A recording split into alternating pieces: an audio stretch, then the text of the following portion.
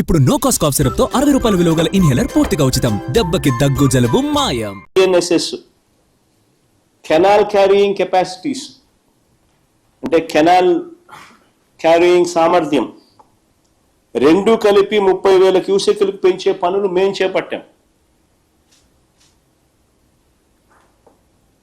నిప్పుల వాగు ద్వారా నెల్లూరు వరకు 30,000 క్యూసెక్లు వెళ్లేలా పనులు మేం చేపట్టాం. HNSS లో కేవలం 2,000 క్యూసెక్లు మాత్రమే వెళ్తూ అంటే మేము వచ్చాక కాలువ సామర్థ్యాన్ని 6,300 క్యూసెక్లకు పెంచే పనులకు మేము శ్రీకారం చుట్టాం. ఆవుకుటలలో ఫాల్ట్ జోన్ సమస్యను గత ప్రభుత్వాలు ఏమీ తీర్చలేకపోయాయి.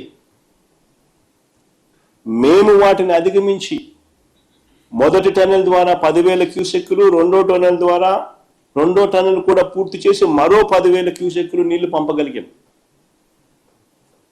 2 టన్నెళ్లు పూర్తి చేయడానికి 260 కోట్ల రూపాయలు వాటర్ ఫుటింగ్ బేసిస్ మీద ఖర్చు పెట్టి కంప్లీట్ చేసినాం.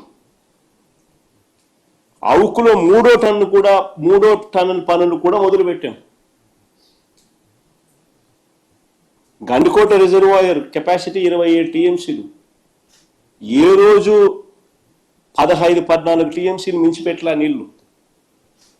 మేము వచ్చిన తర్వాత 1,000 కోట్లు R&R మీద డబ్బు ఖర్చు పెట్టి 27 టీఎంసీల ఫుల్ డిశ్చార్జ్ కెపాసిటీలో గండికోట నీళ్లు స్టోర్ చేసినాం. చిత్రావతి ప్రాజెక్టు ఏ రోజు ఫుల్ కెపాసిటీ 10 టీఎంసీలు నీళ్లు ఏ రోజు స్టోర్ చేయలేదు. మేము వచ్చిన తర్వాత 280 కోట్లు ఖర్చు చేసి R&R పనులు పూర్తి చేసి 10 టీఎంసీలు నీళ్లు మేము వచ్చిన తర్వాత పెట్టాం. బ్రహ్మం సాగర్ 17 టీఎంసీలు ఏ రోజు పెట్టలా. మేము వచ్చిన తర్వాత డయాఫ్రామ్ వాళ్ళు కొత్తది వేసి లీకేజ్ సమస్యను పూర్తి చేసి 90 కోట్ల రూపాయలు ఖర్చు చేసి 17 టీఎంసీలు బ్రహ్మం సాగర్లో నీళ్లు నింపాం. మేము వచ్చిన తర్వాతనే వెలుగొండలో 2 టన్నులు పూర్తి చేసి 2 దశాబ్దాల కలను మేము వచ్చిన తర్వాత నెరవేర్చి జాతికి అంకితం చేశాం వెలుగొండ ప్రాజెక్టు. ఇక మిగిలింది R&R పనులు, లైనింగ్ పనులు, అంతకని ఇంకేం మిగల.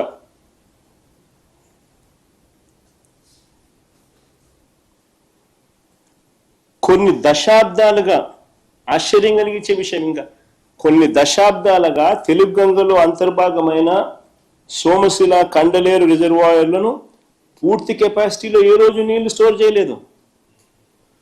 మేము వచ్చిన తర్వాత R&R పూర్తి చేసి సోమశిలలో 78 టీఎంసీలు, కండలేరులో 68 టీఎంసీలు మేము వచ్చిన తర్వాతనే నింపాం. 120 కోట్ల రూపాయలు ఖర్చు చేసి ఈ డ్యాముల్లో ఫుల్ కెపాసిటీని అచీవ్ చేసినాం. మేము వచ్చిన తర్వాతనే జరిగింది ఇది. మేము వచ్చిన తర్వాతనే దశాబ్దాలుగా పెండింగ్లో ఉన్న నెల్లూరు బ్యారేజ్, సంగం బ్యారేజ్ పనులు పూర్తి చేసి ప్రారంభించాం. మేము వచ్చిన తర్వాతనే. అసలు అంతెందుకు, ఇక్కడ నుంచి కూతవేటు దూరంలో ఉంది పులిచింతల ప్రాజెక్టు. మేము వచ్చేదాకా ఆ ప్రాజెక్టులో ఫుల్ కెపాసిటీ ఏ రోజు స్టోర్ చేయలేదు. మేము వచ్చిన తర్వాత 200 కోట్ల రూపాయలు మేము ఖర్చు చేసి R&Rకి మేము ఖర్చు చేసి 45 టీఎంసీలు ఫుల్ కెపాసిటీ స్టోర్ చేసింది మా ప్రభుత్వంలోనే. ఇవన్నీ మా హయాంలో జరిగాయి.